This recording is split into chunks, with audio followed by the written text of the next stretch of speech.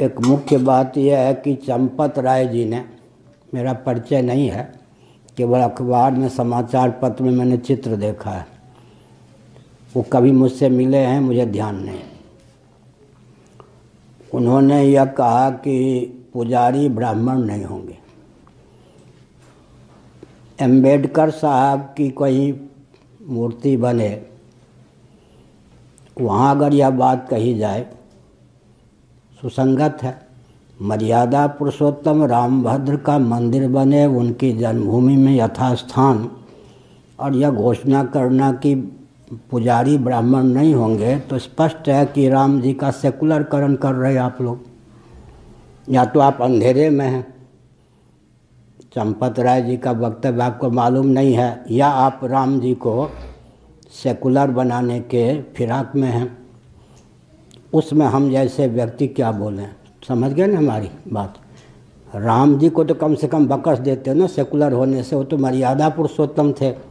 जब राम जी पर भी हाथ रखा, सेकुलरकरण की छाया में राम जी की मूर्ति, बताइए जब पुजारी ब्राह्मण नहीं होंगे तो राम जी एक सेकुलर होंगे।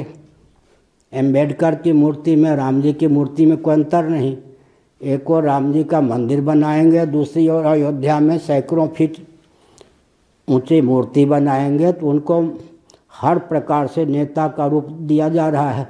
इसमें जो भावुक लोग हैं, लोभ भय कोरी भावुकता विवेक, ये चार अभी हम बोल रहे थे, इस विषय पे नहीं किसी और विषय पर।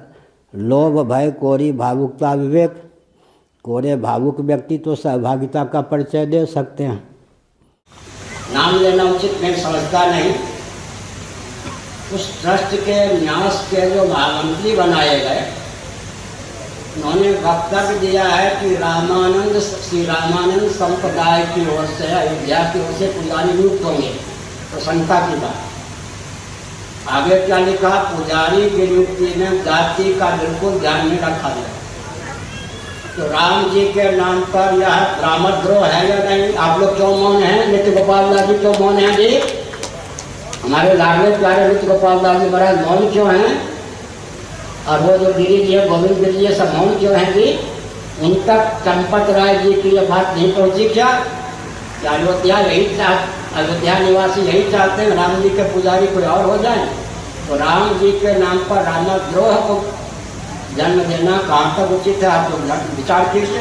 केवल मैं रो रहा हूँ निर्णय से। पुजारी किसी जाति का होगा तो ये राम जी के सिद्धांत के ऊपर वज्रक प्रहार हुआ या नहीं?